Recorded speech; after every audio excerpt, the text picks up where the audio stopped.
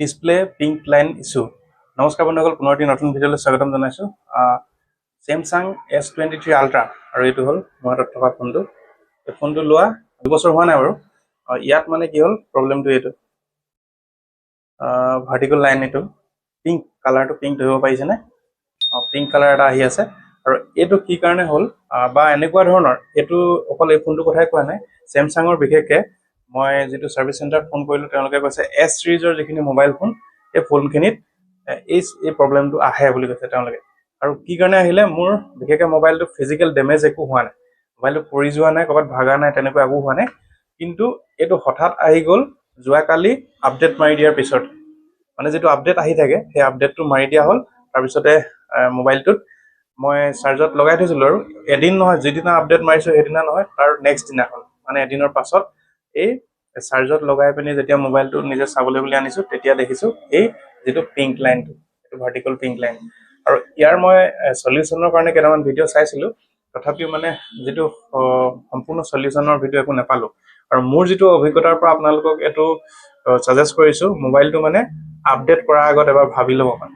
ধৰক, আৰু মোৰ দাদা এজনে এনেকুৱা এটা ফোন আছিলে, মই তেওঁকো সুধিলোঁ, তেওঁৰ ফোনটোৰ এই প্ৰব্লেমটো পাইছিলে। এতিয়া ইয়াত কি সমস্যা আছে গম পাইছেনে? এইখন ডিছপ্লেখনৰ দাম যথেষ্ট বেছি, প্ৰায় 20,000 পৰা 28,000 টকাৰ ভিতৰত। গতিকে ইমান দাম দি এখন ডিছপ্লে লগোৱাতকৈ বহুতে হয়তো ছাজেষ্ট কৰিব যে এটা নতুন ফোন ল'বলৈ। এতিয়া মানে কি হ'ল, প্ৰব্লেম এইটো আহি গ'ল, এডাল ভাৰ্টিকেল লাইন আহিছে, নেক্সট আৰু এডাল আহিব, নেক্সট আৰু আহিব, তেনেকৈ গোটেই ডিছপ্লেখন আহি লাষ্টত বেয়া হৈ যাব, ফোনটো অন কৰিব নোৱাৰা হৈ যাব। মানে ইয়াৰ যিটো প্ৰব্লেমটো তেনেকুৱা, আৰু এই প্ৰব্লেমটো সম্পূৰ্ণ ডিছপ্লে প্ৰব্লেম হয়।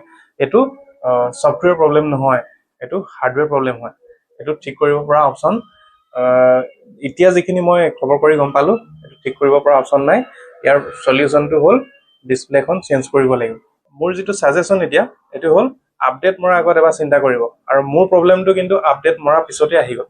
বিভিন্ন ধৰণৰ মোবাইলত মানে আপডেট মাৰি দিয়াৰ পিছত এই ভাৰ্টিকেল যিটো কাৰোবাৰ হয়তো পিঙ্ক লাইন আহে, কাৰোবাৰ গ্ৰীণ লাইন, এনেকুৱা ধৰণৰ এই লাইনবিলাক আহি যায়।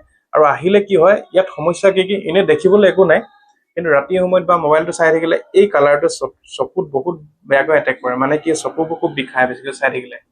কিন্তু এতিয়া মানে কি হ'ল, মই চলিউশ্যনৰ কাৰণে লাষ্ট যিটো কেনেদৰে কি কৰিম সেইটো মই এতিয়ালৈকে সম্পূৰ্ণ চলিউশ্যনটো পোৱা নাই, যিহেতু সেইকাৰণে আপোনালোকক এই প্ৰব্লেমটো, মোৰ যিটো অভিজ্ঞতা এইটো শ্বেয়াৰ কৰিলোঁ। আৰু ইয়াক নেক্সট মই কি কৰিম সেইটো আকৌ নেক্সট ভিডিঅ'ত মই জনাম। ধন্যবাদ ভিডিঅ'টো চাই থকাৰ কাৰণে।